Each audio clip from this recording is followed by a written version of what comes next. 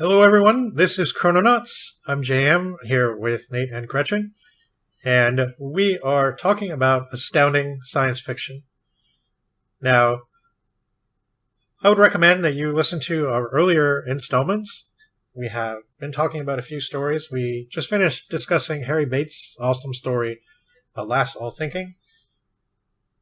Now, though, it's time to move to 1936, where things were pretty much at their lowest point for SF magazines. Wonder was changing hands after going bi-monthly. Amazing had also gone bi-monthly. Astounding was the only one that seemed to be doing relatively well. Late in 1934, though, Tremaine's co-editor Desmond Hall, who is supposed to have been pretty diligent and responsible for a lot of the actual work, left to take on editorship of Mademoiselle, a new slick from Street and Smith. Tremaine, of course, hired someone else, but he didn't seem to have the same level of impact. And it was mostly the same writers getting accepted, and some had to wait over a year to hear back about their submissions. During this time, the magazine did introduce a few new faces and published two of Lovecraft's more science fiction-oriented efforts, At the Mountains of Madness and A Shadow Out of Time. Jack Williamson, Galoon, Lenser, and Frank Belknap-Long, and others kept writing, and a few who would come to be known well in the magazine later began to appear, like Ross Rocklin. I'm determined to read a Ross Rocklin story sometime because his name is so cool. In fact, he is in our July 1939 issue. And Eric Frank Russell. In 1937, the German rocket engineer Willy Lee, a refugee from Germany, started appearing with his nonfiction pieces, and these would continue well into Campbell's era. And in September 1937, Sprague appeared, that is, L. Sprague de Camp, our old friend, for the first time.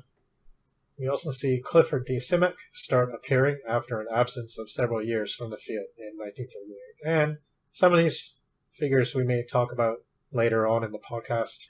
Especially do want to do something from Simek at some point. Yeah, I think we had Markdown City at some point, but I'm not exactly sure. Yeah, I mean, I don't know when we'll do it, but we'll do it at some point. Yeah. 1938 also saw the first appearances in the magazine of L. Ron Hubbard, who had been writing adventure stories for other pulps for some years already.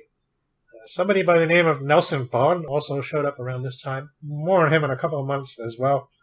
In 1938, we also saw the debut of Lester Del Rey, real name Ramon Alvarez Del Rey, who would stay with the field for years and become a notable and canny editor and publisher in his own right. A month later, Tremaine was promoted to assistant editor of the entire Street and Smith publishing empire, and then fired a few months later in a restructuring. Well, someone new was needed, and Campbell was a popular writer among the fans, especially for his Don A. Stewart stories, which were generally his moodier, more atmospheric pieces. He had this, I guess, period of creativity between 1930 and 38, and a lot of it was just, well, we'll talk about it, but he also wrote some sort of humorous pieces. John Wood Campbell, Jr., was born in 1910 in Newark, New Jersey. And he was an MIT undergraduate or dropout, if you want to be more frank about it, and who cranked out a bunch of super science stories in the early 30s. Most of his best stories were published under that Don A. Stewart byline, and mainly the two that are sort of recognized today, Who Goes There and Twilight, which is about a future machine civilization and how one human glimpses it. And I guess, again, it's kind of another example of the end of the evolution of humanity and what will become of the Earth and all this stuff. Definitely stuff in the air already at this time, 1934 or 35-ish. Don A. Stewart was a reference to his first wife, Donia, and he became editor of Astounding at age 27. And hardly wrote any fiction afterwards. But his legacy was only beginning, and certainly his ideas, which he was known to give to his writers, were hugely influential. Campbell seemed to want to direct others from behind the scenes.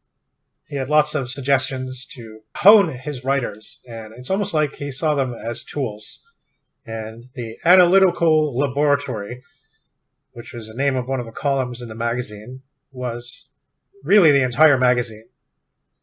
And Campbell was given a few months to learn the ropes and officially took over as editor in the March 1938 issue.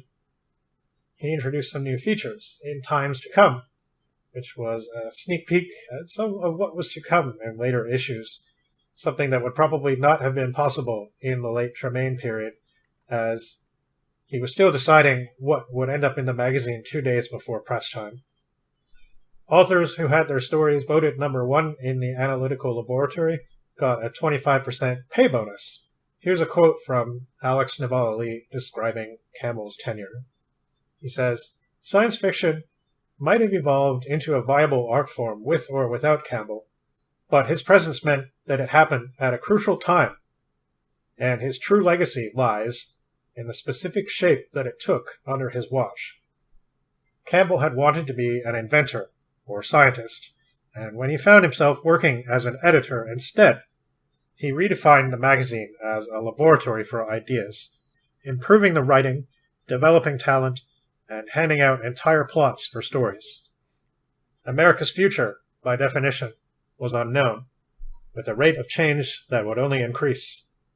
To prepare for this coming acceleration, he turned science fiction from a literature of escapism into a machine for generating analogies, which was why, in the 60s, he renamed the magazine Analog." So while he would later develop a reputation for didacticism and tiresome obsessions with particular themes, the man could really appreciate atmosphere, and he did, after all, found unknown as well. So a place for his writers to exercise some of their weird and creative impulses. The Golden Age is said to have run from around 1939 to 1950, and this was very specifically the Golden Age of astounding, it seems. And there certainly was some greatness to found. Some famous science fiction stories definitely made their way through his magazine, including Nightfall, Dune, the Foundation stories, all the early work of Robert A. Heinlein, and the bulk of A.E. Van Voogt's fiction, and so many more. He's described as an imposing man, an inch over 6 feet and big. He used a cigarette holder and was constantly smoking Chesterfields. He wanted to change the magazine and its look. He kept on artist Howard V. Brown, but wanted sober, striking covers, ones that people could purchase openly and not smuggle around in secret, like Stone with Amazing. His biggest new artist was Hubert Rogers, who started appearing in February 1939 and became a mainstay of the magazine. He wanted the scientific feature column to be a regular thing. He had previously already contributed a long series himself on the planets of the solar system. During this time, Campbell's main thought with the articles was less about educating people and more about inspiring them for story ideas. He wanted the articles to be radical and innovative. Most of the science articles at this time were contributed by Willie Lee, L. Sprague de Camp, Dr. Robert Richardson, and of course Campbell also with his editorials. He never liked the title Astounding and had wanted to change it pretty early on. He did, however, get science fiction added to the cover, which he seemed to have considered a great victory. Like I was saying earlier, it did seem like there was a push away from using science in the science fiction magazine titles, and he definitely seems to have wanted to bring that back. He told his writers to imagine they were writing contemporary stories for a future magazine. The August 1938 issue featured the first appearance of Henry Kuttner in Astounding, and it was also the home of one of the last stories Campbell wrote himself. Who Goes There? I actually have a lot more to say about Campbell himself, but I'm wondering if we should just get right onto the story and kind of talk more about him at the end, because this is really his denouement as a fiction writer, and I don't know, it's kind of, there's a lot that happened later on, and let's just say, I'm not that much of a fan of Campbell the person. We've kind of talked about him before on the podcast, and some ominous things have been said. He had some sort of unfortunate misapprehensions of the world, I would be pretentious enough to say, perhaps. And for somebody who is into encouraging thought and, like, good writing, so he would say, and, like, he definitely had some real blind spots about how he saw the world, and just... I'm not going to read some of the more unfortunate quotes, but I think after we talk about the story, I will come back to some of that stuff, and we'll talk a bit more about him. But I think I kind of just want to get into the story now and talk about it. So yes, this was published under the name Don A. Stewart, and not everyone knew right away that these were Campbell stories, but the name was certainly recognized at this point. All those stories were published in Astounding, which he'd taken over as editor. So, and then I think Street and Smith had a policy against editors actually writing in the magazine or something, or beyond the editorials.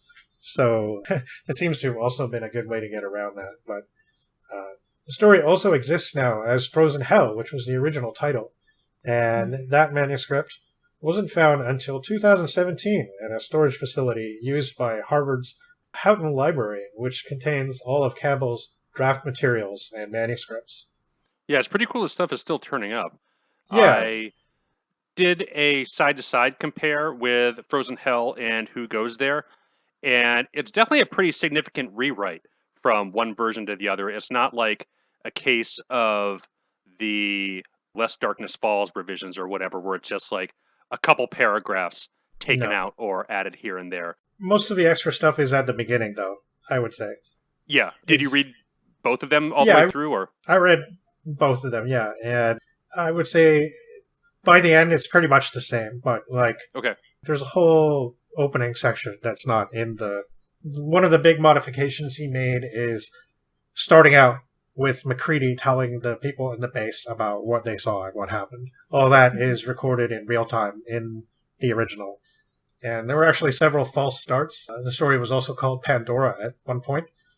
And different openings from different points of view that he later abandoned.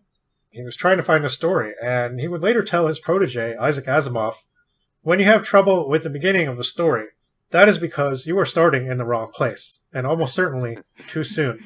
Pick out a later point in the story and begin again. And I actually think that's really good advice, and that's actually one of the reasons why people remember Campbell as such a conscientious editor, even if they didn't agree with him on so much. Asimov being, in fact, a key example of that, because the two of them were very, very politically opposed. So the story was rejected from Argosy, which is where he was originally going to submit it. And supposedly this wasn't because of the writing, but because, according to editor Jack Byrne, it lacked major characters. And his assistant editor said Campbell should include a woman. But he couldn't seem to figure out a way to make a woman part of a 1930s Antarctic expedition, but his space operas never included women either, so whatever. As Frozen Hell, he wrote to his friend Robert Swisher of Frozen Hell, I had more fun writing that story than anything else I ever turned out. And I do think he was right to change it. I think that the story as it was widely known is much tighter, and I like, even though you get repeated over and over again in basic writing classes, show, don't tell, and all that, like, I don't know, sometimes not. Sometimes it's better to start later and have something recounted by somebody at a later point. It just depends on how it's done, really. Yeah. It's like... I mean, it all depends on the pacing and how it's phrased and all of that. I think the general advice like that is almost like a never one-size-fits-all type thing. It obviously varies on the story, but... Yeah, all depends on context. Sure. Oh, and he definitely spent a lot of time thinking about this one. I mean, not only the, I guess, added stuff or revisions to the actual structure of the story, but the scenes that are present in both have a lot of wording changes from sentence to sentence, from what I could tell comparing the two side by side. So yeah, obviously putting a lot of effort into revising and making this the best possible version of the story that it can be by the time it goes out to publication. Yeah, for sure. we'll get into a little bit later some of the things that might have inspired him. Unfortunately, Campbell is the sort of person where he doesn't make you like him anymore when he talks about his past and his his childhood and his, I don't know, it sounds like maybe it was a little rough with his family, but some of the things he says just, I don't know, like, well, we all know what the thing is. We all know what this story became. We all know essentially what the thing is. So I'll just say that one of the things he said later on was that he thought maybe the creature was inspired by his own mother. Yeah. But in 1936, he had also written a story called Imitation, published as Brain Stealers from Mars, actually, in Wonder Stories. And this was supposed to be a humorous story. It's probably not that funny, but there's these two explorers, and they find ultimately adaptive life forms on Mars. And the telepathic regular Martians don't even seem to care. There are shapeshifters in their midst, but the two humans are immensely bothered by this, seeing bad repercussions for Earth should one get loose. It's kind of interesting. This seems to be on his mind as much as the certain things that were on Bates's mind might have been on his mind. But, of course, Argosy passed on it, and he decided to send it to Tremaine for Astounding, and surprise, he got offered the job of editor instead. And Street and Smith lost 10 of their magazines around this time. Depression was really hitting them hard, too. And several managers, including Tremaine, got dismissed. And, well, somehow they kept Astounding. Surprise to everyone, I'm sure.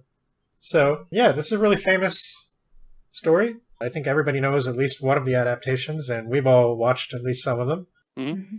So, I guess a good place to begin is, where were you all first introduced to this essential story? I came to this through the Carpenter film, which has been pretty well regarded and obvious horror classic. I didn't know it was based on a short story until relatively recently. I always thought the 50s Thing from Another World was the original, but it's pretty cool that there's a previous version here in the form of the John Campbell story, because all three of them are, while they do share some things in common, they're all kind of different takes on the basic idea.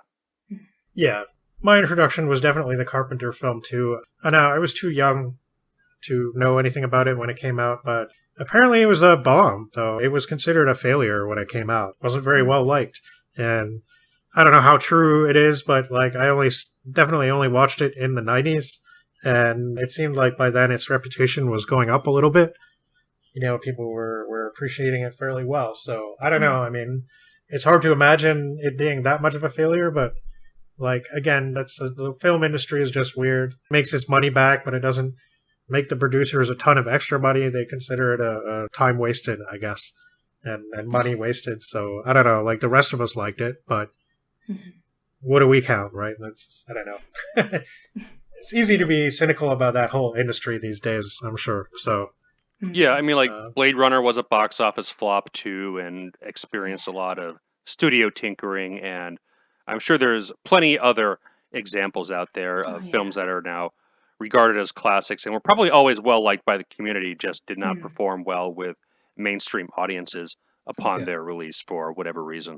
Yeah, it does seem like a lot of the movies we now consider are the best movies are films that are also considered cult classics that didn't perform well and then caught on eventually and got more popular as time went on. Yeah, it's kind of funny when things go the other way too, the huge box office smashes that are all but forgotten now. For sure, yeah, that's kind of an interesting... Sometimes these people think that it's better to have a bright flash in the pan than something that lasts for a long time in people's memories. Even my mom likes this movie. Like, we were talking about it the other day, and I don't know, she likes the atmosphere of it, and she likes Kurt Russell, so... And she watched the 2011 version too, which I also did. I don't know, we can talk about that one a little later, because that is I'm sure that none of us were introduced to it with that. Gretchen, you haven't seen that one either, right? So no, I haven't seen it. And I actually was first introduced to Thing from Another World because one of my high school professors during free time just started showing it in class. And even though I had heard about The Thing as well, I didn't at the time connect the two movies. I didn't know that they were related. And I ended up watching The Thing several years later. I had wanted to watch it for a long time, and every time I tried to watch it, my attempts to do so kept getting thwarted. I would always try to watch it when it was on TV, and I'd miss the first 30 or so minutes. My dad tried to buy me the copy of the 80s, and he got me the 2011 version. And even one time my friend loaned me her DVD of the 80s Thing, and it just kept freezing right when I started playing it. So it wasn't until, I think it was probably 4 years ago that I watched The Thing. And I think I still lean a little bit more towards that one, even though I do like Thing from Another World. And I think it was only in the past 2-3 years that I found out that it was based on a story. For a while, I didn't know that. Yeah. Yeah, I think I finally saw The Thing from Another World in 2009 or something like that for the first time, and I really like that one. I mean, the Carpenter film is definitely scarier, and it's got more really horror-filled atmosphere. Mm-hmm. The older film doesn't have that so much. It's more of a, I don't know, survival, kind of how a bunch of strong men can get together and overcome the odds kind of thing. And it's got a few other things to it, too. It's got a romance angle that's actually not too bad. Kind of enjoyable, almost even. So that's not always the case in some of these 50s genre movies, sci-fi movies and stuff. Yeah, I forget what her character's name is, but she has a couple good lines. It is interesting the choices that they decide to deviate from the Campbell story, both the 50s and the 80 version, because they kind of go in different directions. Mm-hmm. So the films are definitely worth watching with one another. I watched them both within the same week. I hadn't really seen the 50s version. I don't think all the way through. I mean, I remember watching it at some point, but maybe I only caught 15 minutes on TV or something like that. I know it was set in the Arctic versus Antarctic, but the fact that it omits some of the main themes of the short story, which are present in the Carpenter version, I just was totally not aware about. It's more of a rubber monster suit movie than what Campbell and Carpenter did with the monster. Yeah, well, the original intention was to have a shape-shifting monster in the 1951 version, but they decided they were just not able to execute it. And in fact, somebody, I don't know if it was Howard Hawks or the actual director of the movie, his name I've forgotten, but they were a little bit wary about showing the monster too much in close-up, so they tried not to do that wherever they could. So you don't get too many good glimpses at it, which I suppose probably helps to increase the mystery and foreboding of it, because it doesn't, you don't have to think about it all the time as a rubber suit monster movie. But I definitely think that the 1951 one is more focused on the characters. I think it's definitely, not to say that it's a rich character study as such, but it's more focused on them and how they deal with the threat in their various ways, and how the scientists want to preserve it, and how, I don't know, it's a movie that's been interpreted as being anti-intellectual, which is probably why Isaac Asimov really didn't like it. Yeah, there are some scenes that definitely feel very pro-America, Red Scare, military over science approach. I think one thing I thought was interesting, I don't know if this is what they're going for here, is the prominence that Anchorage, Alaska, and Alaska plays into them getting up there. Alaska wasn't part of the Union yet; it hadn't been made statehood yet. All right, I forgot about that. Yeah. Okay. Yeah. So I guess the focus on that was kind of interesting. I was just thinking the proximity to, being so far up north, and I'm sure there's a couple of World War III scare movies where the Russians come into, they start by invading Alaska or something like that. And sure. So, I mean, people say this movie is anti-communist too, but they tend to throw that label on every 1950s sci-fi movie. Yeah, I don't know. I specifically put down in my notes Red Scare touch at the end, so I think they might be onto something there. Yeah. I think that especially since it was such a prominent thing on everyone's mind at the time, I think that it's easy to see how it could bleed through to any sort of media from around that time, even if it's more subtle than you would expect. Yeah, and there was certainly no shortage of anti-communist type science fiction stories around in the 1950s made into films, like Invasion of the Body Snatchers. That's the thing, right? Like, the creators of Invasion of the Body Snatchers said that they didn't want to make an anti-communist parable, and that's just something somebody read into it, and now people think of it as common knowledge. And I don't, like, I kind of see what they're getting at. Like, it's sometimes I just wonder, because that was in the air so much at the time, if people, like, kind of lean on that angle too much. Having said that, Campbell wouldn't have minded, that's for sure. Because if anybody was anti-communist, he was. So, yeah. And of course, it's got immortal final line, which I butchered during our Spies episode about watching the skies, and it's so good, like it's so iconic right then. Then in the film, last time I watched it, I forgot, but in the film, that moment isn't followed by cool, like, ominous music. It, like, goes into this marching kind of music at the end. It's like, it's kind of, I don't know. I mean, I really like it, but that music at the end is kind of a funny coda on and all. Like, he just said this awesome, great, memorable science fiction line in retrospect, and then it's like John Philip Sousa music or something like that. I don't know. It's not him, but it kind of sounds like that, right? So.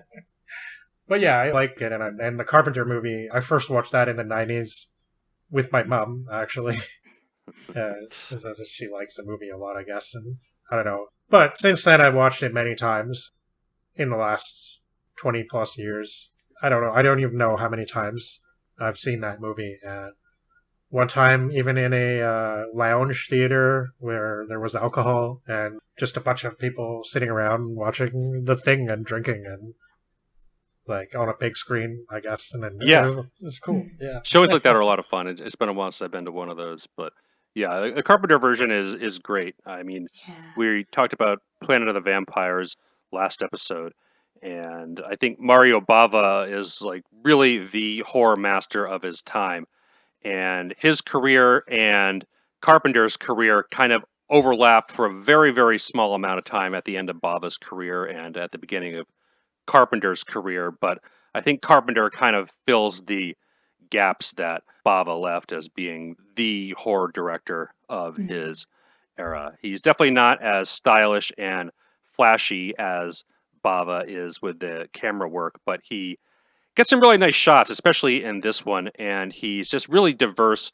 in his approach. He never feels like in his classic era he makes the same film twice. And The Thing just has, like, incredible atmosphere and tension the entire way through, never mind the incredible creature effects, which are some of the best creature effects I've seen in any film. Yeah, they were so realistic and apparently Carpenter, he did some clever, perhaps some could say dickish directing, in that he didn't really tell a lot of the people in the production, like, about certain things that were going to be happening later. He didn't show them some of the practical prop effects they'd be working with, and he kept the set very cold on purpose. So that is really funny, because last year I was watching that movie with somebody, and she pointed out, oh, everybody's, like, well dressed for the Antarctic except for Kurt Russell, who's just wearing a leather jacket. Yeah. And he's probably cold on that set, actually. Yeah. He's, like, suffering for being a badass, I guess. Yeah. Kurt Russell just has to look cool, you know? That's the requirement. Yeah. So I do think the characters in the Carpenter film are fun, too. I think it's definitely closer to the story in a lot of ways. In some ways it's not, though. Like, I definitely think that Campbell, I don't know, like, he was kind of into the heroic stuff, as we'll see when we talk a little bit more about him when we finish the story, if you guys don't mind me going on about him some more. But he definitely was a man who liked his hero-type characters. And so even though he wanted to bring Astounding to different places, he couldn't escape that Pulp mindset in a way. I don't think he thought of it that way. I think he thought of it more as a kind of mythic grandeur and, like, the strength of great men, and through the ages, the power of the great engineer, especially, who could get things done and maybe one day run society. And I think that was his big thing. And I think that definitely shows through in this story.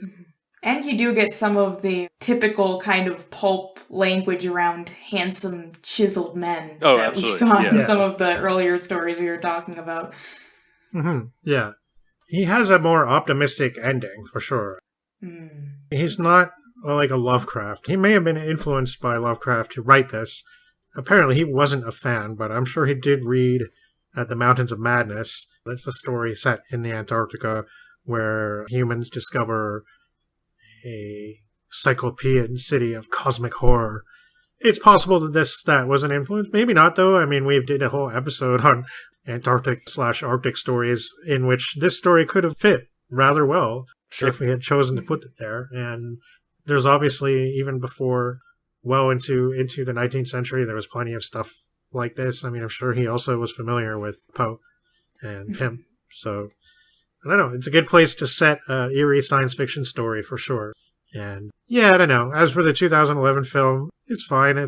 I think that it really hurts itself by having to link itself to the Carpenter film. I think that if they had just done it so their own thing with it, it would have been so much better. And the thing is, like, they apparently wanted it to look more like the Carpenter film, and they had created all these awesome, well, they thought they were awesome anyway, practical effects for the film. And I don't know, I guess the studio didn't like that or something, and they made them replace a lot of it with CGI, which looked bad in 2011 and probably still does now. So it's funny that they did that and weren't like, hey man, maybe you should like not try to link yourself to that other film that's a classic, because you're gonna, even if the film is really good and eventually becomes a cult classic on its own, it's always going to be now compared with that one. And like, especially towards the end, it's like it has to end with the helicopter flying off and I'm shooting at this dog and you're like, oh, that's the same dog, isn't it? Oh, wow. And then the movie ends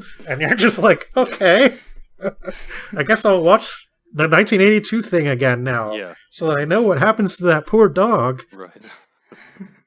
The lead character is a woman, which is cool, and she's kind of playing a very Ripley-like badass character who's got to fight the alien, and I think she does escape in the end, and I don't know. It's one thing I thought was kind of cool is it definitely plays out an angle that we'll talk about later when we summarize the story, and I'll bring it up, but it's kind of one of the more interesting scientific concepts of the story that a lot less was known about then than is known now, which I think is kind of cool.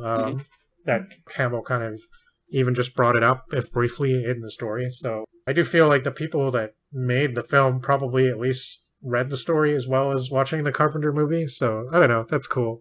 But this is good, and I think the fact that it's a horror story definitely works in its favor because it doesn't really harp too much on the things that would become Campbell's obsessions later when he was editor. And I mean, he's editor now, but this is like early days, right? So he doesn't, like I said, he doesn't write much after this at all in terms of fiction. He writes a lot of editorials and some popular science stuff, but no fiction. But the thing is, that's one of the things I want to talk about after. But I guess we'll start getting into the meat of the story then.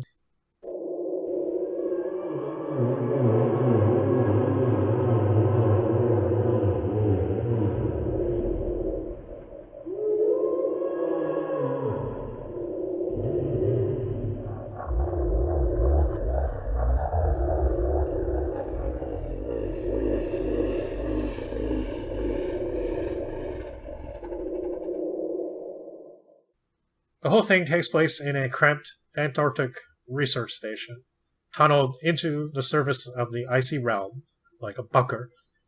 And a whole bunch of men are gathered around a table where a form encased in ice is laid out on the surface. The purpose of the base is to conduct investigations into magnetism and the South Pole. The complement of the base is 37 men, all of whom are gathered in the administration building.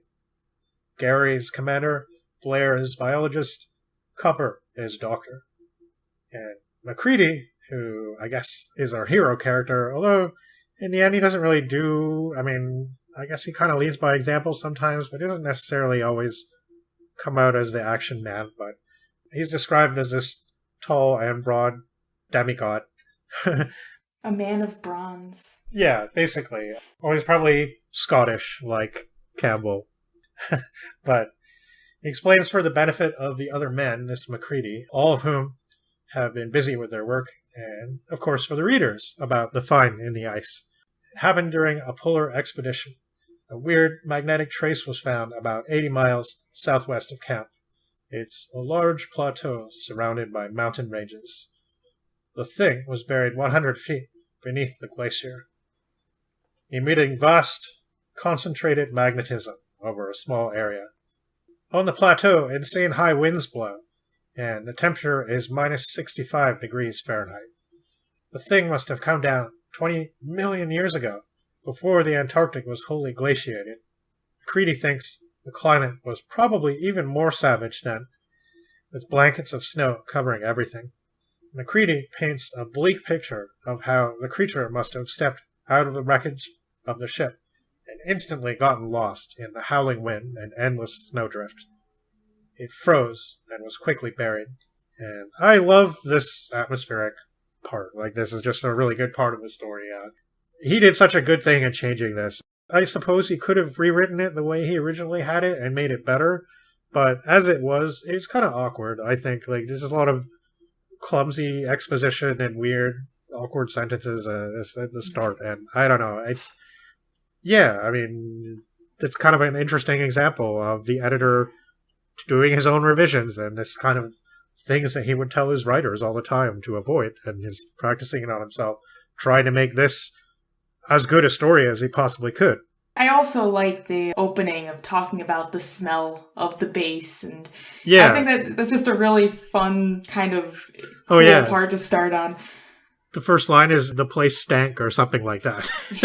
Like, yeah, you can picture that. It's kind of funny. It almost reminded me of, like, when we were reading those Estate Man type stories, and like then I read Joe Lansdale's kind of modern take on that I mentioned in the episode, and one of the things that Joe focuses on is just how uncomfortable and shitty it is to be in this structure. Like, when it's riding around, and it's like, these people are doing important work, but it's kind of rough sometimes, and it smells bad. So the men find the ship, and a guy called Barclay's axe struck the head of the creature, which they unearthed and hauled back to base. As for the ship, well, they tried to get in. Lock was open a tiny crack, and they could see weird tools within. Oh, that's exciting. But nothing they had could penetrate it, so they decided to set off a thermite bomb to soften the ice. Unfortunately, this reacted with the alloy of the ship and caused a quick, intense fire. And the ice all around collapsed and crushed the ship, which was already a burning inferno, and it seemed possibly a few other buried dead aliens, maybe? We never knew, but it's a big loss for science, that's for sure. An intense magnetic field is released by the destroyed ship, as though it had been storing it like a battery for 20 million years. All the expedition's electric stuff is useless, and they barely make it back. There's a conflict among the men. Blair wants to thaw out the creature to examine it and take specimen slides. Norris, a physicist, certainly doesn't, and Macready is haunted by the thing's hideous visage. Norris is worried about microorganisms. They don't know what alien germs the thing might have carried, which can sometimes lay dormant in frozen ice for millennia. The creature itself, they are assured, is completely dead, of course. Norris challenges Blair to unwrap the thing so they can all see it properly, and then decide. Someone's going to have to stay up overnight with the thing thawing out nearby. Norris swears the face on the frozen monster had an expression of fury and rage on its face. Sorry, that was a redundant sentence, but... So, very alien, definitely. And yet, they think they can tell what it was thinking. And Norris stridently admits he has had crazy nightmares about it ever since they found the thing. Yeah, this is one cool element of the story that neither the 50s or 80s film go into, is like the psychic remnants the creature and ship are imparting on the crew. And this is another element that made me think of Lovecraft. Oh, yeah. Specifically, the Call of Cthulhu, and how, like, all these random people in the world are receiving the thought impressions of the sleeping monster, right? And that it's like pretty terrifying because, they wake up in this subterranean city with all this alien thoughts in their heads and stuff like that. And that is actually something that's a bit more talked about in Frozen Hell, but I still think that even though it wouldn't have been okay to see more of what that was like, I still think that this is just in general a tighter version. I'm not saying he couldn't have altered Frozen Hell to make it better, but anyway, yeah, so, but I did also think that, that was really cool. Yeah, it would have been cool to see it in Carpenter's, because I think of the dream sequences in like Prince of Darkness or something. Yeah. Interesting to see that done in The Thing. Yeah. Yeah, so this is where he starts talking about viruses, and that's the kind of the thing that is brought up several times more in the 2011 version, where they really go into the autopsy of the creature and trying to examine its cell structure and stuff like that, and how it replicates the cells of its, I guess, absorbed organisms. Right. And that's like another fascinating body horror aspect of it. And I don't know, I kind of wonder, like, about the nature of the creature itself. Like, is it, I don't know, like, it almost kind of makes me think, is it really intelligent, or is it just copying something from other creatures that gives it the appearance of intelligence? And there's something I'll want to bring up later that I never really noticed about the films, but reading this story again for the second time for this podcast, because I had read it before, but I kind of made me realize something about the creature that it definitely seems like a weakness that they don't really comment on, but might be explained by, I don't know, the whole virus concept maybe a little bit anyway. So unlike bacteria and some other microorganisms, viruses are technically quite simple, just a protein chain attached to some RNA molecules. And at this point, rabies is brought up, though, also known as hydrophobia, and other diseases that are caused by viruses like gangrene. And Blair still thinks all this is nonsense, although even he has to admit that he has had some disconcerting dreams. And Blair says the thing is more like a plant than animal, and that's definitely what the impression of the 51 film was. Yeah. That it was kind of a plant monster. I don't know. In the 2011 version, it's all squiggly tentacles and like... yeah. But while Norris's talk of rabies is alarming, rabies can only infect warm-blooded animals and not, say, fish, which is a much closer ancestor of humanity than a plant. And he argues that the preservation of the creature intact, its race must have long ago expired, and it may be unique in all creation. The thing is finally revealed to the men, Barclay's axe buried in its head. 3 mad, hate-filled eyes blazed up with a living fire, bright as fresh spilled blood, from a face ringed with a writhing, loathsome nest of worms, blue mobile worms that crawled where hair should grow. Yeah, it's a hideous monster. Yeah. The hardened, strong men are so unnerved that more than half of them rushed for the exit. The bronze god Macready, though, or Macready, I should say, just watches dispassionately. Norris, too, stands his ground from the other side of the table, watching not the fleeing men, but the hideous creature. He already hates it so much. Blair, meanwhile, just peels at the ice with a claw hammer. The men talk, and they complain that there's only one really big table, and everything is done on that one table. And Kinner, the cook, thinks it should be for eating on only. And yeah, I'm inclined to agree that you shouldn't put the creature on your eating table. No. Do your autopsy and archaeological thawing. And suggestions for getting the creature back to civilization unthawed are vetoed. Kinner certainly won't have it anywhere near the frozen meat, and they all lament the lack of privacy and living space down here. Once again, Conant, the cosmic ray specialist, complains about having to sit up with the thing, which Blair is musing about, wondering if individual cells will return to life, like those of a fish.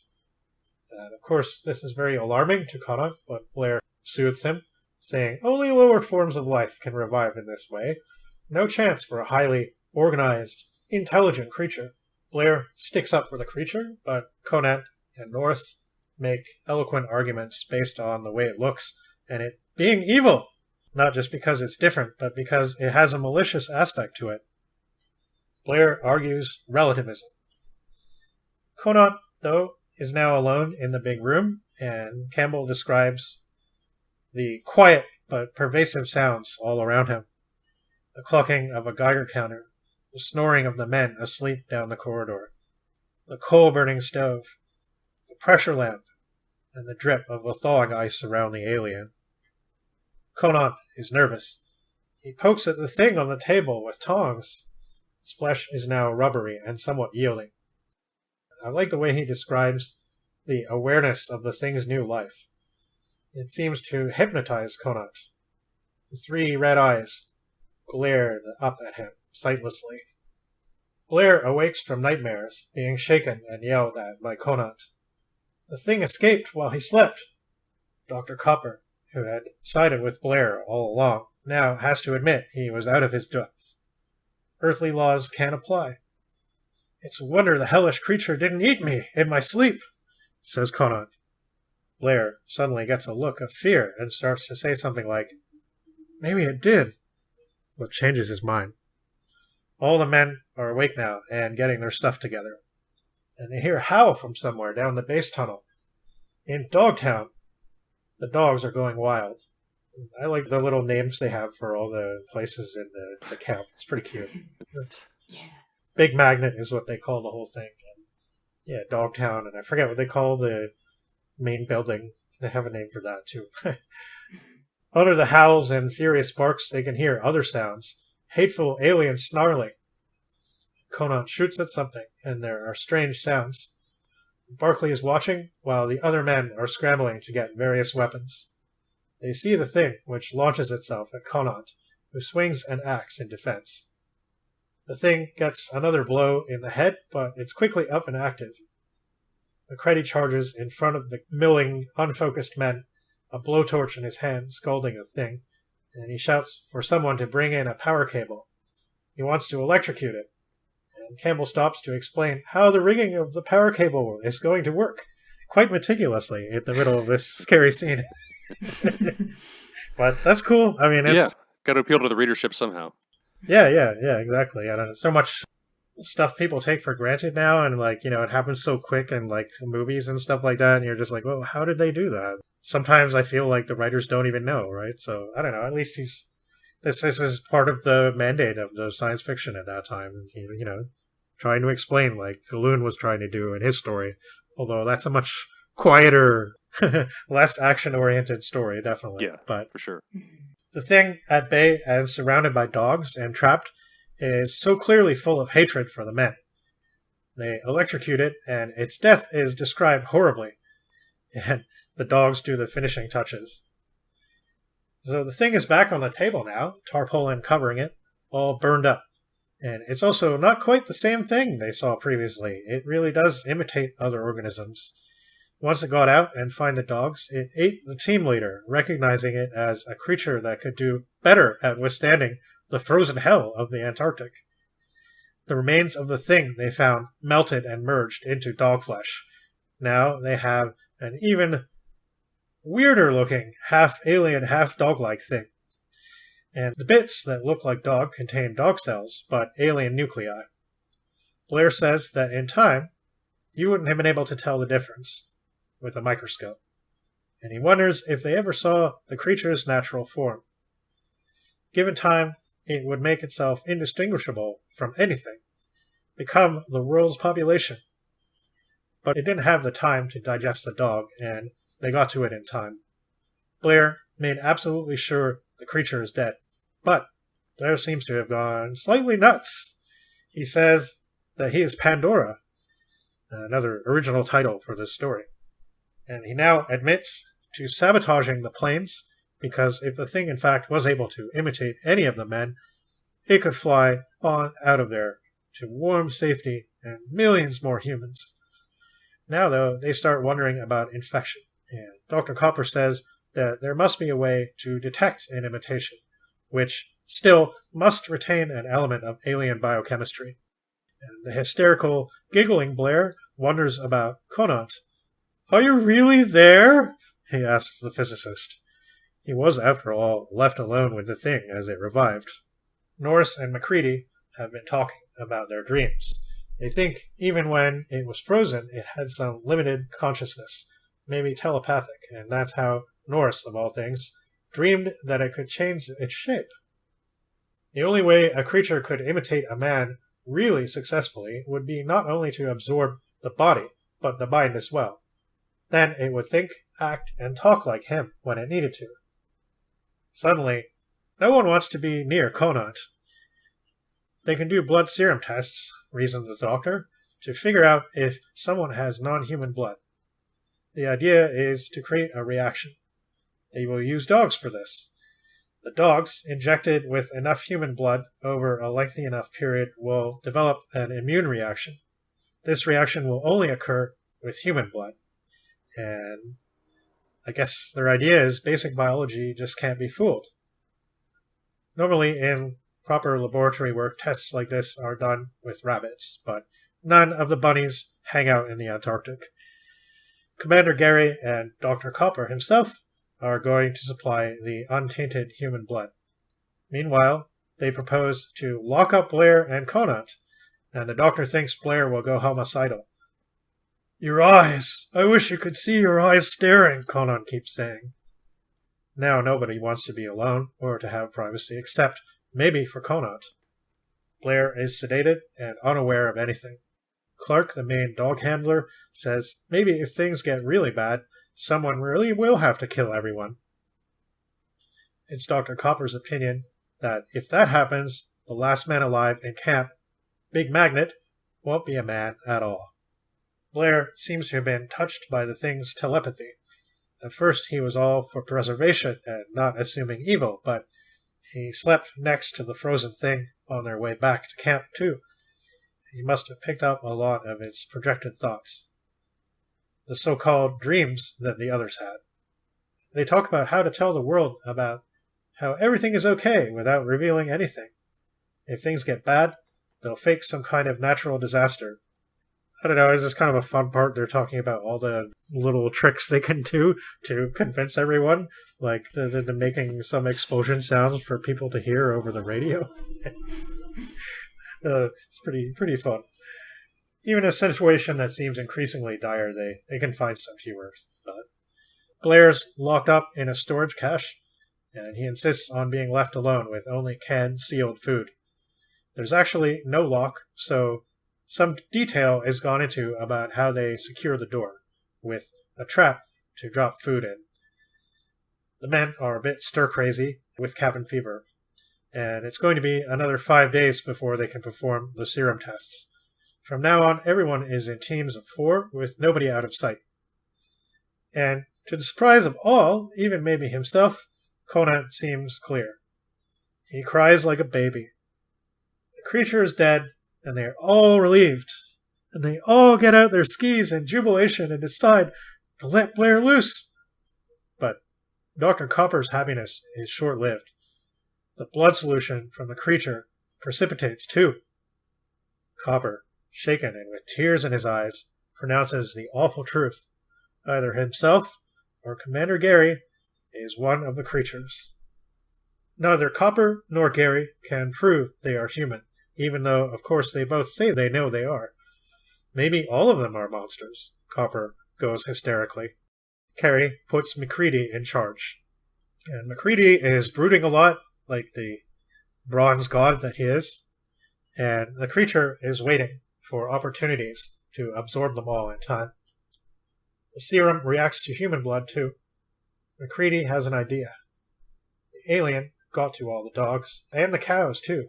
I'm not quite sure how they figured this out with the serum, but they basically torch all the dogs except for one, but they all turn into monsters, so I guess it's okay. Yeah, it's kind of interesting. The movie, the Carpenter film, looks like it's going to do the whole serum plot, but then they quickly subvert it and turn it into another dramatic plot point. Yeah. Rather than going through all the testing and stuff. Mm-hmm. Yeah, they made that seem very tense in the film with the testing, though. Yeah. Kinner, the cook, says he milked the cows an hour ago, and he runs out screaming while several men are sick. And the creature always melts down to try and escape. And Macready wonders if the best test might be a shot to the heart. It's kind of getting morbid at this point. Kinner is babbling incessant loud prayers and singing hymns, and he needs to be put away somewhere. Blair's madness has only intensified. He sealed up the trap in his door, and they all have solipsistic moments. Everyone's a monster but me. And, of course, they can all say that very thing, even the alien. They decide to spend the night distracting themselves with movies, and while this is happening, Kinner's crazed hymn singing and yelling stops, and Macready goes to investigate with the others in tow. They find that Kinner's been knifed in the throat. Now they have monsters, madmen, and murderers. Oh my. Van Wall thinks the monster wouldn't purposefully decrease its supply of men like that. Blair isn't loose, so the murder could be human. Just to be sure, Macready goes with Barkley to jab Kinner with the electrocutor, and he turns into a monster as he's burned to a crisp. So, Macready goes to the men, like naughty schoolboys, and tells the murderer to confess, and that he did the camp a favor. Clark sheepishly does so, and Macready has something in mind now, and he knows the monsters know it, so every man must be watching his neighbor carefully. Every part of the creature is a self-sufficient whole, including its blood. Macready thinks that the creatures aren't fighters. They're so used to getting the upper hand, and any part of them will try to escape. They won't like a hot needle. And Macready starts to prick everyone and dip a hot copper wire into the test tube of blood. Macready, Barkley, and Van Wall are human, and they're about to test Dutton when he transmogrifies. So the men tear him to bits as he's changing, and Barkley burns the remains with his electrocutor, while Van Wall pours acid on the remains. So they're really going to town on these creatures. Yeah, pretty thorough. Yeah, who don't cooperate, and that's the thing that gets me is that, like, I guess it's kind of what he's saying too, is that each of them is a selfish organism. They don't seem to work together at all. Like, if they did, they could just capture all the men and lock them up and absorb them at their leisure. But they just seem to be out for themselves, which I think is interesting. Kind of goes back to what I was wondering about their nature, like, are they really intelligent in the way that we would recognize? Because they don't seem to, if they cooperated, they could get the upper hand easily. But right. I don't know. It's an interesting thing. On the point of asking Conant to step forward, that man also transmagrifies, of course. So he was probably the first of the absorbed men, as we all suspected. Barkley and Van Wall finish him off, too. And Gary's blood also shrinks from the needle and screams as Gary himself tries futilely to dodge electric death. And I don't know, there's some pretty gruesome descriptions, and I like how he's like holding the test tube with a drop of blood in it, and this like tiny scream is coming out of it. And it's pretty cool. So all in all, 14 men have been replaced, including Clark. And they all seem to be dealt with now, but they forgot all about Blair. What's he been up to? What's he doing in there? Better go see. Of course, he hasn't just been sitting there going crazy. He's been quite active. They shoot down an albatross on the way to Blair's shack, and this time it's probably a good idea and not a terrible mistake. Yeah. If an alien is on the loose now, they don't want it getting away in the shape of an imitated bird. So there's a mysterious blue light coming from the shack and a sound of working on something mechanical. Between the noise from inside and the noise of cutting the cables lashing the door, it's pretty loud, and the thing that was Blair doesn't notice at first. Macready sees it, though. Macready and Barkley lunge for the door and break it down. And the Blair thing is a snaky tentacle creature now, with many limbs, the better to work on complex devices with. It has been working on a thing like a knapsack that lifts into the air. Yep, it's got itself an anti-gravity jetpack. And it seems to have some kind of weapon, too, but Norris shoots it several times, causing great agony and the spontaneous transformations. It's quite difficult to kill, and it almost gets Barclay, working to absorb his flesh. MacReady, though, has the blowtorch ready, and I'm just going to read its death scene. The huge blowtorch MacReady had brought coughed solemnly. Abruptly, it rumbled, disapproval, throatily. Then it laughed, gurglingly, and thrust out a blue-white 3-foot tongue. The thing on the floor shrieked, flailed out blindly with tentacles that writhed and withered in the bubbling wrath of the blowtorch. It crawled and turned on the floor. It shrieked and hobbled madly, but always MacReady held the blowtorch on the face, the dead eyes burning and bubbling uselessly. Frantically, the thing crawled and howled. A tentacle sprouted a savage talon and crisped in the flame. Steadily, MacReady moved with a planned, grim campaign. Helpless, maddened, the thing retreated from the grunting torch, the caressing, licking tongue. For a moment it rebelled, squalling in inhuman hatred at the touch of the icy snow. Then it fell back before the charring breath of the torch, the stench of its flesh bathing it. Hopelessly it retreated, on and on across the Antarctic snow. The bitter wind swept over it, twisting the torch tongue. Vainly it flopped, a trail of oily, stinking smoke bubbling away from it. I don't know about you guys, but after this point I felt kind of sorry for it. The creature had been busy building things, not just this fancy, cool jetpack that I guess human science now has, but something with lots of tubes and crystalline parts, and another weird thing on the table. And Norris thinks that one of the devices generates atomic power, separating neutrons from heavy water. And since the monster could melt down, they couldn't have really kept him locked in, so he was free to roam the camp and get as many supplies as he needed. It's really hot in the shack. The creature's light seemed to be around 120 Fahrenheit, and they got there just in time. Barclay tests out the anti-gravity belt and has fun floating around for a bit, talking about how the thing almost had them completely fooled. Almost escaped, but how lucky they were to get there in time. Now the planet and the solar system is safe. And the men boast a bit about their ingenuity and skill. I guess it's well-deserved. And that's how the story ends. Mm-hmm. Yeah, pretty classic horror story for a reason, I think. This one's been anthologized all over the place. I think it's probably one of the most... Well, I don't know. I mean, it's Campbell's name is not as well known as many of his proteges, but I think a lot of people know this story, although I'm still surprised to this day when I hear that people don't know that the 1982 film is based on a short story. And I guess it just goes to show that, yeah, it is a cult classic.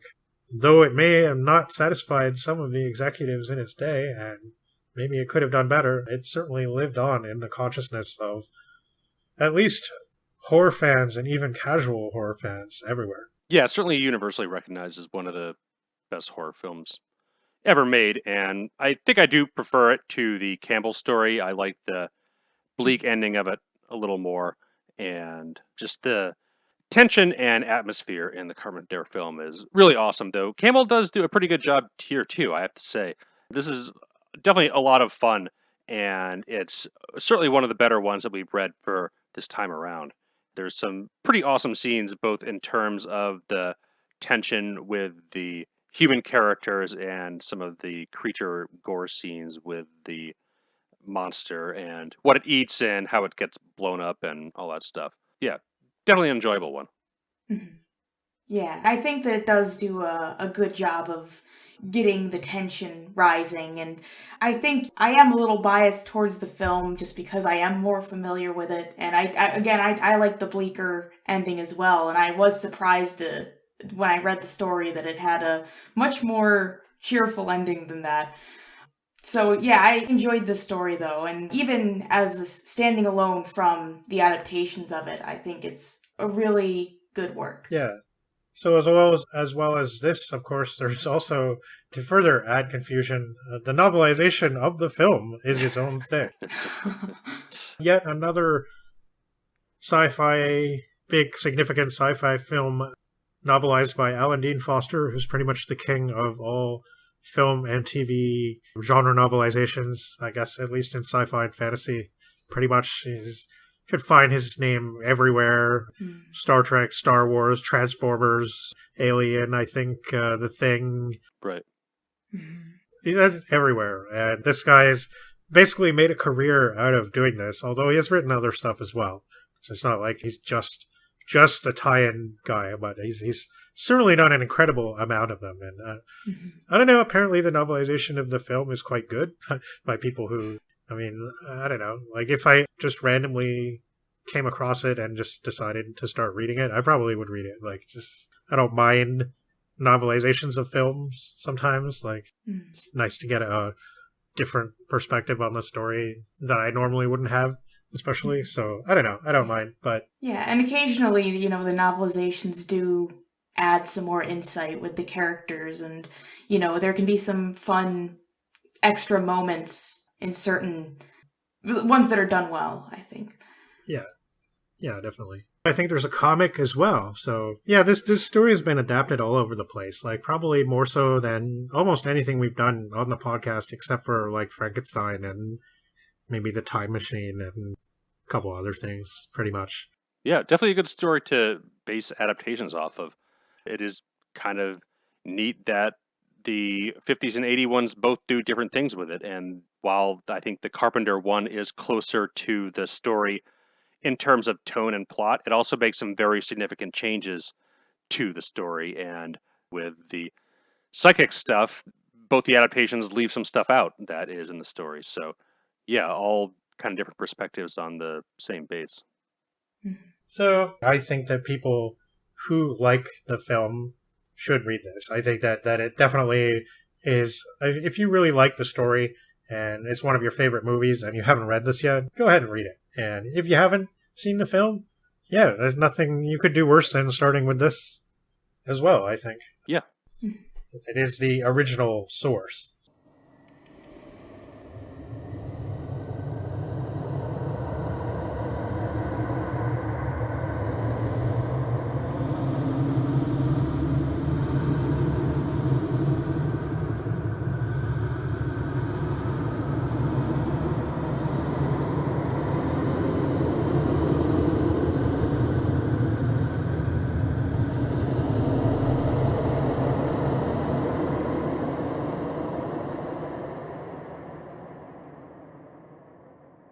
I do want to talk a little bit more about Campbell to close off our episode, and then I guess we'll talk about what we're doing next time. But his first appearance in the magazine as Don A. Stewart was Twilight in November 1934, the month before Old Faithful.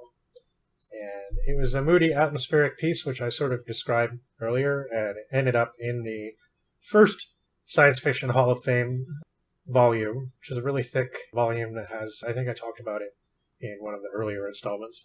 This story, Who Goes There, ended up in the second volume, which tend to focus on larger works, slightly longer works anyway. He'd been submitting works for a few years to Amazing, and they were quite popular there, for some rivaling the wild, rambling space operas of E. Doc Smith. And there was still some backlog when he first came in. According to Science Fiction, Fantasy, and Weird Fiction magazines curator Marshall Tymn, the astounding readership was more interested in intellectual puzzles and quandaries than political issues, though some authors did go in for commentary a bit. But it seems for a while that Wonder Stories, Gernsback's new magazine, was actually a little more accepting of that. But under Campbell's influence, later, things could certainly get quite political, of course. And it could go sometimes, in my opinion anyway, a bit too far the wrong way. Some effort was put into quoting good popular science type articles too, though, and some of which could get a little weird. And This actually had started with Tremaine, who wanted to promote discussion. Among the articles, of course, there was Willie Lee, but there was also Charles Fort, the famous English weird science guy. And some of these people, like Lee, for example, distanced themselves from Campbell later on. But Campbell himself would take the ferry in from Orange, New Jersey every day to the ramshackle Street and Smith office building in New York City on 7th Avenue. The office was on a level mostly used for storage, reached by an ancient rope-pulled elevator. The astounding office was just 2 small rooms next to the Doc Savage office. And Campbell would be there for years, till his death in 1971. There was so much paper that even in the late 30s there was a ban on smoking in the office. Torture for John Campbell. He did it anyway and hid the ashtrays when anyone from Street and Smith came by. From the outset, Campbell had the help of Doña, his first wife, who was also his first reader and gives some notes for writers, and also Catherine Tarrant, known as Kay, who would remain an assistant at Astounding for decades. She was called a secretary, but she pretty much handled all the administration work. Kay is the one who had a reputation for removing profanities and such from the magazine, because apparently she really didn't like that. But Campbell was quite an attentive editor. Unsalvageable submissions got a printed nondescript slip, while anything that he thought had potential got very personal notes from John, explaining how they could be revised. Astounding had great distribution, which helped get it out there more than some of the others. But there were something like 12 American science fiction pulps going for a while there in the late 30s. There would be even more 10 years later. Campbell would describe his relationship with his publishers as laissez-faire. It was his magazine to play with so long as it made money, and he ensured that it did. And it brought to fame many writers like Asimov, Heinlein, Hubbard, Van Vogt, Arthur C. Clarke, Frank Herbert. All of them had other outlets as well, and Astounding was where many kind of got their start and grew as writers. Campbell believed that development in the physical sciences would lead to more metaphysical and non-physical ones too, hence all the parapsychology stuff that he got into. But according to British physicist and science fiction writer Gregory Bedford, who had some chats with Campbell in the 60s, he didn't think he really understood complex ideas of physics too well. On the other hand, some of his writers complained that he just babbled nonsense at them in the form of a lecture, and they never understood a word. And Heinlein was one of these. Campbell demanded more from his writers, though, and he told them, "I want reactions, not mere actions. Even if your protagonist is a robot, human readers need human reactions from it." At the same time, though, he said, "Give me a creature that is not a man, but thinks as well as a man." And he had other requirements. There still had to be some hard scientific basis somewhere. He thought technically minded people were the best and had the best chance of getting their stories published. They also represented, to his mind, the bulk of the readership. And they even did a survey on this, and the results showed increasingly that the readership was skewing in that direction. And they did two surveys to figure out what kind of readers they had, one in 1949 and another in 1958. And they also noticed around this time that the average income of the audience was increasing above the national average due to their technical expertise, Campbell was sure. And like I was saying earlier, he also wanted heroes, and he was really big on those, especially lone, misunderstood people with powers of intellect or the paranormal that set them apart. Kind of like, I guess, the other Campbell in a way, the other famous Joe Campbell, but he wanted remarkable men doing remarkable things, and it was inspiring, and I'm sure many of the early writers would agree. Even people like Raymond Galoon, who had reservations about it. So despite his reactionary tendencies, there did seem to be a kind of balance sought in what was published, at least in the beginning. And this may have started to change by the 1950s as Campbell grew increasingly intolerant and cantankerous and firmly right-wing. starting in the late 30s, his favorite topic would be nuclear physics. And there was lots of discussion around stuff like this. But a lot of it was banned during the war, much to the protest of Campbell and company. And it's really funny that this happened to me because, like, a lot of this stuff was known by people that studied science, but the boffins were so afraid that something would leak out that when a science fiction writer started theorizing about how an atomic fission reaction could happen, they actually had the FBI visit the office and, like, you know, yeah. And, you know, and he's like, oh, you're going to ban, like, now we can't talk about this stuff that according to somebody like Campbell, everybody should know this stuff, right? This should be common knowledge. So it's kind of interesting that it was happening this way.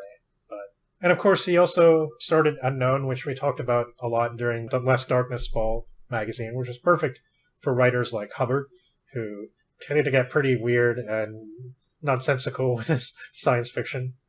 But possibly the closest to Campbell's vision, what he wanted, was Robert A. Heinlein. And they remained friends till the early 1950s, when Heinlein, along with so many others, just got annoyed and drifted away from him. But it was like the engineers had taken over the joint. And there's lots of critiques in the magazine around this time of both corporate and political institutions, and even democracy itself. The engineers, even more than the scientists, know how to get things done. That was the principle.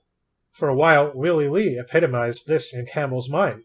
He had experience with German Rocket Society, and a real distrust of bureaucracy, dislike for Nazis. And Lee and Campbell would fall out completely over Dianetics. And there's definitely a pattern here. So in the 50s especially, there was a lot of Dianetics, quote, nonfiction stuff in the magazine. And it's pretty excruciating to read nowadays. Why was he obsessed with this stuff? Well, I guess to really get into that, you know, we can talk a little bit about his background and the fact that he had a lot of, I guess, concerns about his childhood and things he couldn't remember. And the whole idea of Dianetics is to try and unearth this kind of stuff through hypnotism and, I guess, like, uncover, I don't know, past lives and stuff like that.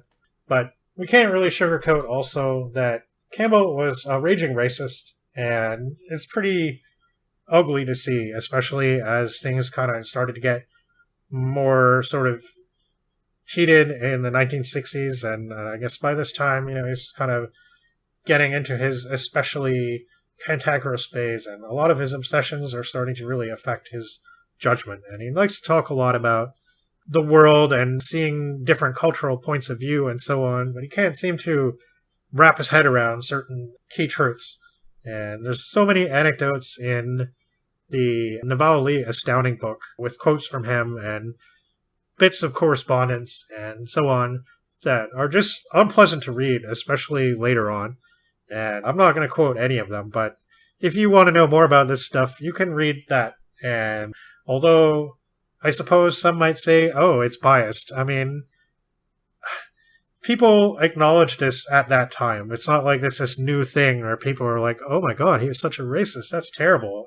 People at the time knew about this, and they talked about it, and Campbell had many who were not fans of him for various reasons, not just that. I mean, that was certainly a factor for some, and of course there's the famous anecdote of Samuel Delany, who had submitted Nova to Astounding, and Campbell's like, wow, this kid can really write, but I'm not sure that my magazine, that is the audience of my magazine, is ready to accept a story with a black protagonist, so right.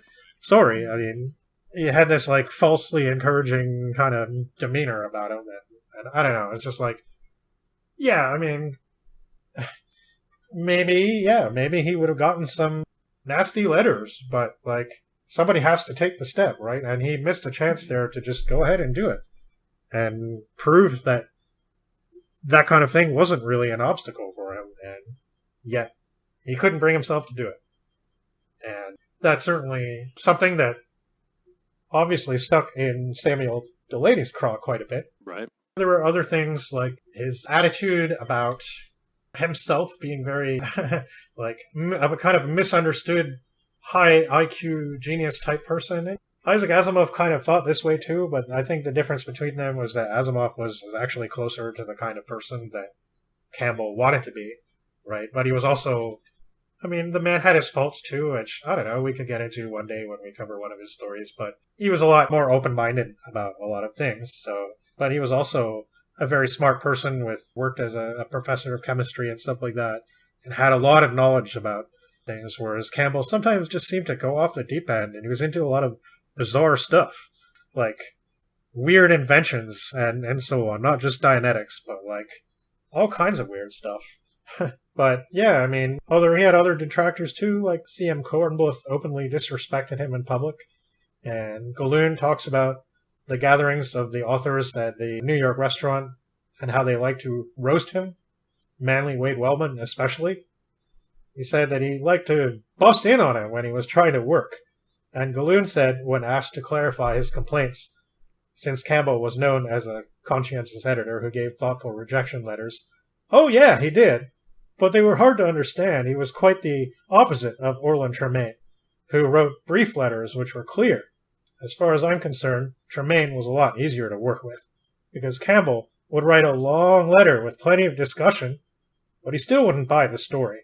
Later on, perhaps some of this stuff would become more clear. Campbell was pushing his particular things, and he wanted his authors to fall into line. And he liked the messianic streak of Paul Atreides in Dune, not the world building or the cautionary tale against charismatic leaders. He didn't publish Dune Messiah as it disappointed him, not really adhering to his vision of what he thought Paul was.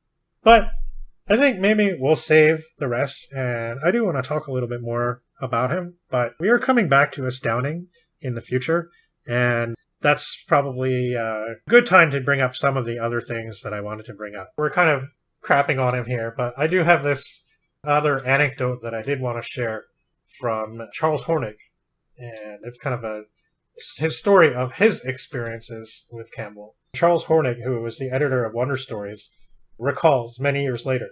And Hornig seems like a pretty nice guy, kind of, I don't know, it sounds like the readership made fun of him a lot, because he was a little bit like, he was a really young and inexperienced kid when he took over as assistant editor, and people like to say he had no talent, and Hornig is kind of one of those classic cases of, instead of at least outwardly showing he was hurt by it, he just kind of go along with it, and then, yes, here's me, untalented Chuck, and it's kind of funny. He's in that Conversations book from the 80s as well, along with Galoon, so he's basically asked to share all his anecdotes about feelings with dealings with people in the science fiction community. But he says, one day about 1934, Campbell walked into my office. He'd not joined Astounding yet, and was just a writer, and he brought with him a great pile of short stories, which he told me I could publish. But he said, I have to have a cent a word for them. Now, this was double our going rate. So I said, well, I'll have to talk to Gernsback about that, because he doesn't generally pay that much. And Campbell said, well, you let me know. If you pay a cent a word, you can have them. I read them immediately, and none of them was any good. Evidently he was trying to pawn off on me stuff he'd written as a child or a young man, things he'd had in a drawer for 10 or 15 years that no one else would buy.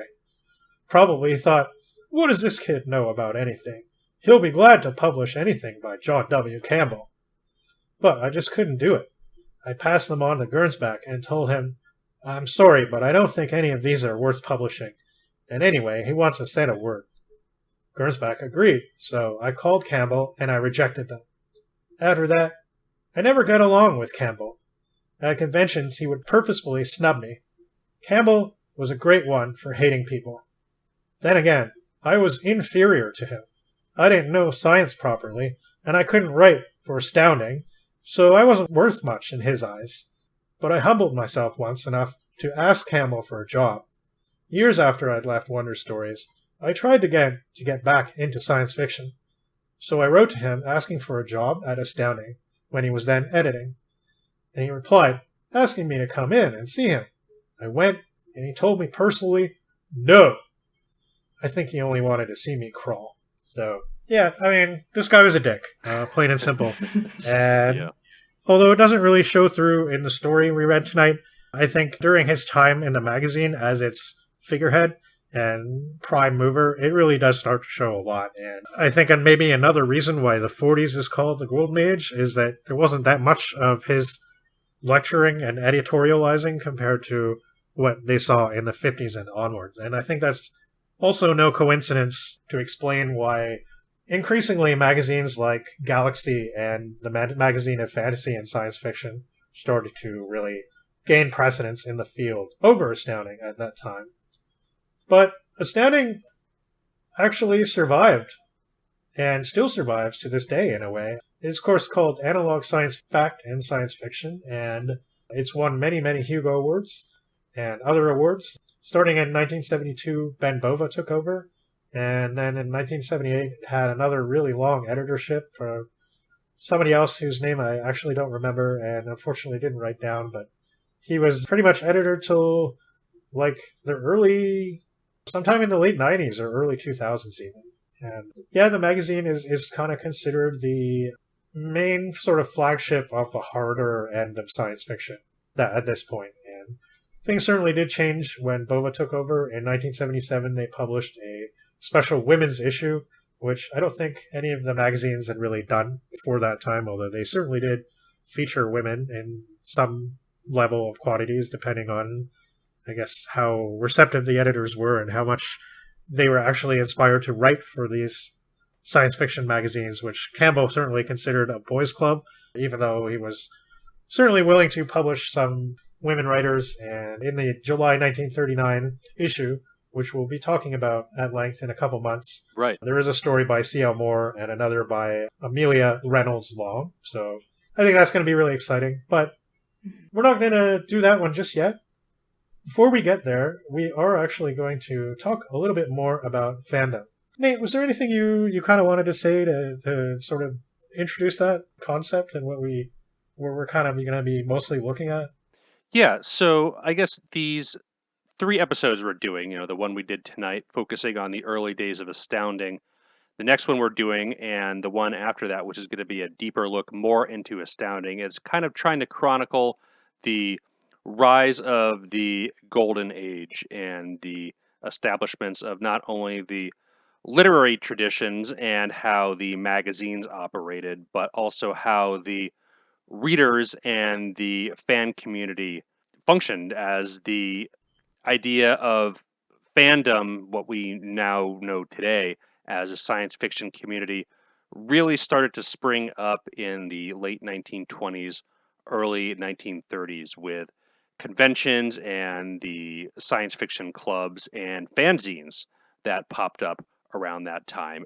Since we are a literature podcast, first and foremost, we're going to be taking a look at a number of very short pieces from some of the fanzines that popped up in the 1930s. So it's probably going to be a looser episode than our normal episodes. These are going to be typically much shorter pieces, though some of them are by established authors. So in particular, we're going to be looking at Clark Ashton Smith's The Primal City, which was published in Fantasy Fan in November of 1934. Ralph Milne Farley's The Rexmel, which was published in Fantasy Magazine number 32 in July of 1935. James Blish's Pursuit into Nowhere, adopted from the Annals of Space Patrol, published in his own zine Planeteer number 3 from January of 1936. Sam Moskowitz, Why Doesn't Our Ship Move, from Helios number 1 in June 1937.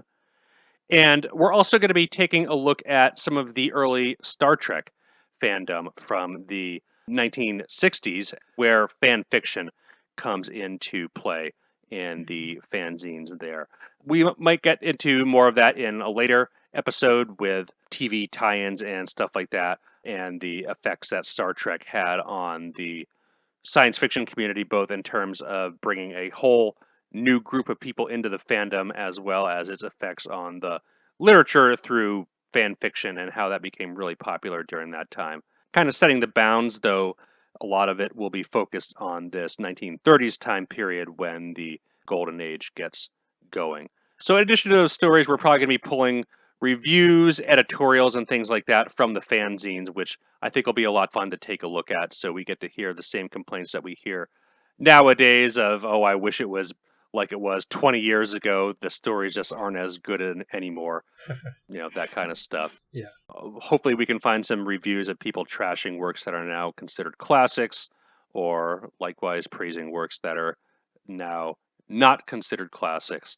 I think Abraham Merritt's name comes up in like a lot of these fanzine issues like people's personal favorites. So I'm sure there's going to be a lot of authors that we've talked about or covered on the podcast that come up in these a lot, as well as the editors of these fanzines are going to be people that have lifelong careers in science fiction.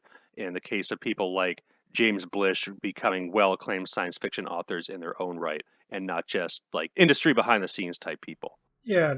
Chrononauts itself is likewise a fan publication, so we're kind of tracing our own roots back to this time period. I don't think there were too many fan radio shows in the 1930s, but who knows? We never know what we're going to find until we take a look into it. But you can read all these fanzines easily online. There is a absolutely fantastic website which has literally tens of thousands of science fiction fanzines posted for you to read. So if you go to fanac.org, you will find a massive, massive archive of fanzines dating back to the 1930s, including all the issues that we've mentioned here for stuff that we're going to be covering next time. So yeah, we're going to be digging into a lot of that stuff next time. I think it's going to be a really fun episode. Again, a bit different than some of the stuff that we normally do, but quite significant in its own way. Yeah, and I think nowadays, and how it all connects together is quite interesting. You mentioned James Blish earlier, and of course, yes, he did get his start as a writer and in the science fiction fan community as well before there was a Star Trek. But when Star Trek became a thing, he ended up doing a lot of the novelizations and writing one of, if not the first, actual published Star Trek novel. So, and I'm pretty sure that most people who get into science fiction today, or, well, not even today, but maybe in the last 30 years especially, have really made an entrance due to the fandom angle, one way or another. I mean, yeah, it might be because they got into a TV show or something like that, but then they wanted to find out more about the show and figure out if there were people they could talk to about it and so on. And from there, they might have discovered other outlets of science fiction, including, well, some of the magazines that still existed in the 90s and 2000s, like Asimov's Science Fiction Magazine and Analog and so on. And Doctor Who fandom was sort of something that I got into for a little while there when I was younger. And although I never really connected too much with Star Trek fans as a whole, I definitely do consider myself somewhat of a Star Trek fan. We are going to be looking at that kind of stuff later on, too, in more detail. So, some interesting things coming up on Chrononauts. Well, I'm detecting a musky smell in the air. It's either a beautiful woman or an alien masquerading as an invisible two-dimensional alligator. So, I think I better go and hide somewhere before either one of them finds me, because they can be pretty dangerous. Alright, we have been Chrononauts, and we hope you enjoyed this episode. We will be back next month.